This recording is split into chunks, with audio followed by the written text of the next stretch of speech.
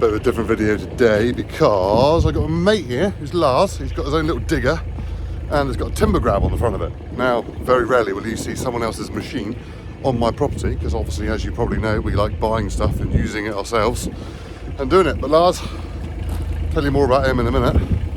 And he's just about to unload his digger off his little trailer he's got. He's like a proper tree surgeon these days. But it's a beautiful little digger he's got. Very successful young man.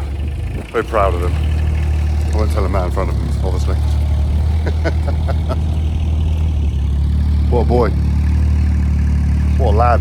Now the reason Lars is here is because you may have seen in the other Machinery Nation videos, or perhaps even these videos, that we have got a massive oak tree which came down in our little woodland. Now we have done many a chainsaw video over there using it, but we finally got it on the ground. But the main trunk is like 14-15 feet long and is beautifully straight, so I want to utilise that and make the most of it. Now Lars has got something else in the back of this truck here which becomes very useful, and that is an Alaskan chainsaw mill. So you put it on the chainsaw. It's got what have you got on that? Stihl 881? Yeah,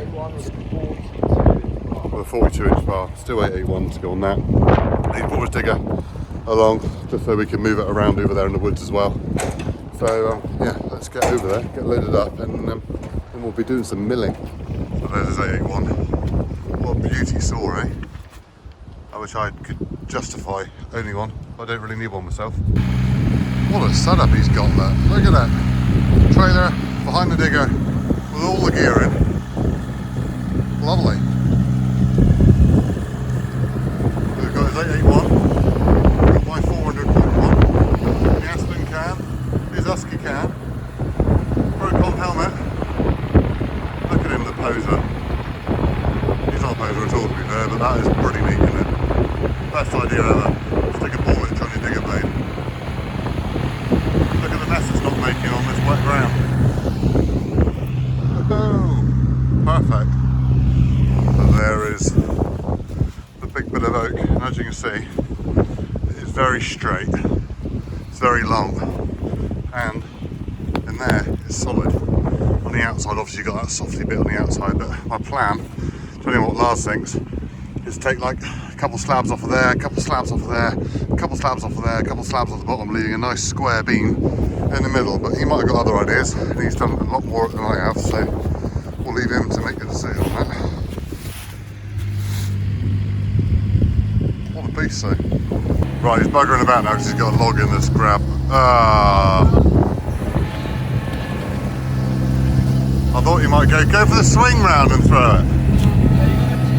Swing! To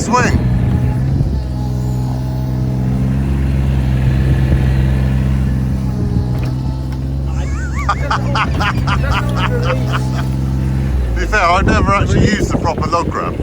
I've never used the proper log grab. I've used a thumb on the end of the digger, but I've never actually used a log grab. So what have you got with? So you got that.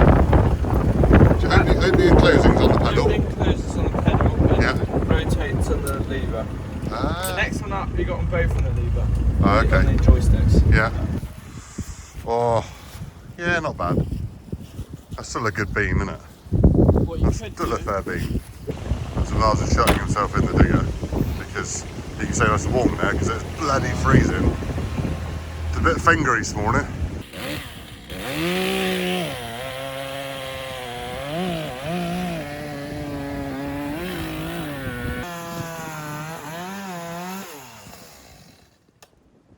Oh, no fool, mate. Give it a push to the digger.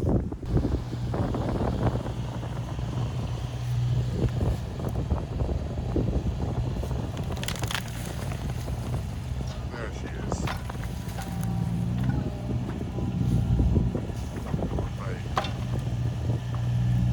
Not sure what he's trying to do now. Right, Lars, tell everyone what's the protocol here? What do we do? What do we get to? A bit of overhang here, Yeah. so that the mill can sit level before it starts cutting. Because there's the bar in front of the bar and then there's the one behind. Okay. So that will sit level before we start. And then we go down. James says he wants the end cut off. Might keep that end for other saw videos. Or you could just cut it and make a little coffee tables. Can do if you like, I ain't worried. Got plenty of other stuff here. Just take down that one there. Yeah, mill downhill, use gravity. Yeah. Quite nice. Good plan. I'll tip the camera so it looks like downhill. Look. God, look how steep it is here. Unbelievable. Yeah, no, cool mate. Right, so we've got to screw the ladder to the timber. Ladder, put the chainsaw in the mill. James can do that, too cold. It is bloody cold. There's a sneaky wind today. Right, so Lars is just there setting up. There he is.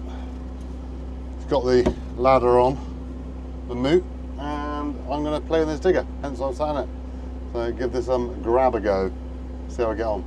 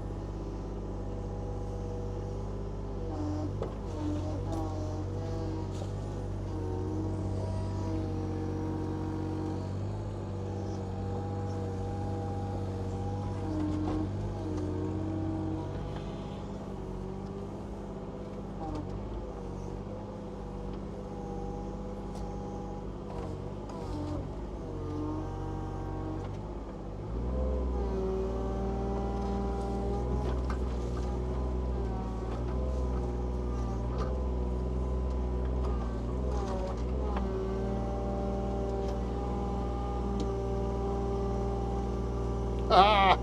That's how far it's in the ground!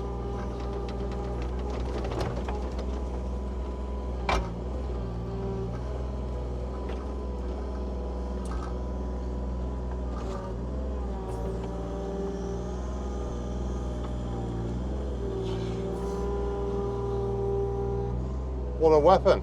I like it. You're not having it back, mate. I'm going to keep it. I like it.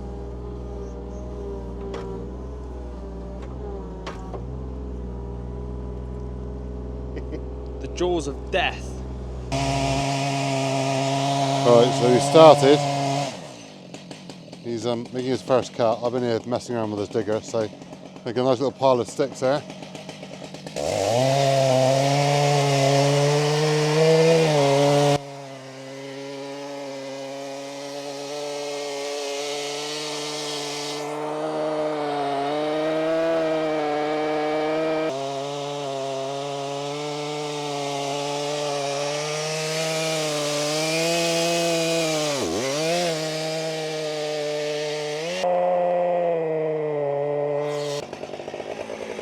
He's out. So he's had to freehand down through here, but we'll see how it comes out. So that is the first cut complete all the way down through. Now Lars has had to freehand this last little bit, so it's all a bit wonky donkey, but it is what it is, it's fine, it's not a problem. It's going downhill, so it's out of our way. Take the ladder off, peel this board back and see what we've got. Right, so Lars is now gonna have the digger and take off this top slab to see what we've got behind.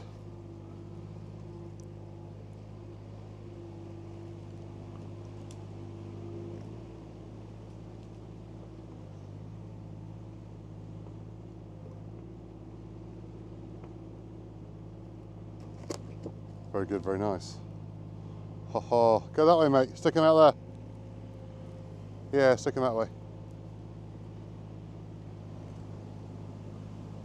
Look at this. Look at this bit of wood, hey? Lovely. Nice. Right, so Lars is just adjusting the mill now down so we can cut a 2-inch slab along the top of that one. That's the original mill you've had for a long time, bud, isn't it? Yeah, I think 5 years. 5 years, and it cost him 70 quid off eBay. Amazing what it's done. We've done a load of milling before on the Machinery Nation channel.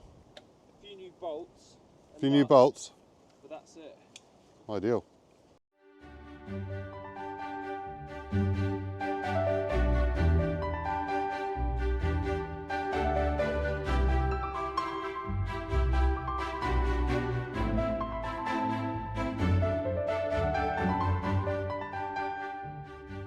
Right, Right, so Lars has just come up with probably a better plan than mine, to be fair, to be able to make this beam. And that he's probably got about 12, 13 inches of room on his mill. Now to get this square, we're going to take that plank off he's just cut, and then he's going to go all the way through it on a really deep cut. There's a lot of weight above his saw, but he thinks it's probably the best way to do it to get it square, and then we'll try and turn it up on edges and hold it on the rubbish end with the digger to get it square and use the ladder again on each side. That's the plan anyway. Happy with that? Yeah. Get Cool. this one off, I'll flip it off now. Are you going to flip it off, mate? Hang on, I can't really see, but there, go on, go for it. Look at that. Beautiful. This side. Nice. We've got a nice bit of timber there, Lars. Very good, very nice. Right, so I'm going to leave Lars to cut. Stumps out. I'm going to leave Lars to cut that one down through. Josh is going to come and help him because I've got to go and disappear off for a meeting, and then I'll be back.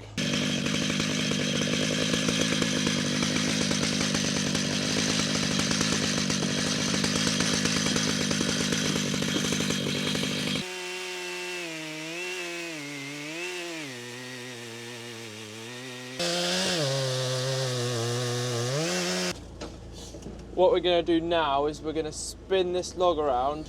We'll hold it by the end where we freehand cut it, and then try and get a cut right angled to the previous 3 cuts we've done. We're just got to get this end offcut off out underneath this one here before we mill it.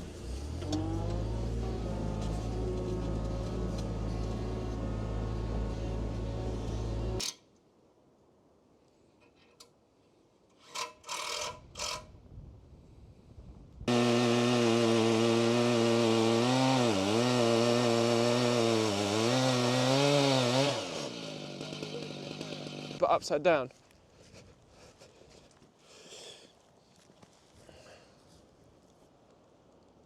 Yo!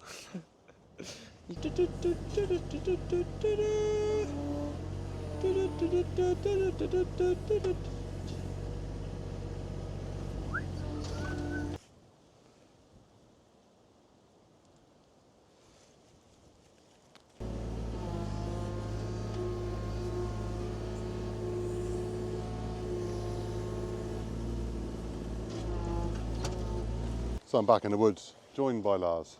Hello, Lars. Hello. You seem to have made me a beautiful beam, mate. Very, very big, beautiful. It's a very big, beautiful beam. Now, Josh has been filming while I've been gone and making sure Lars hasn't got into any trouble. But look at that. That's, you know, my hand, and they're big hands. All right, that is massive. What was that? What do you say? That's about 12 inches 12 by 13 and a half, I think. Whoo!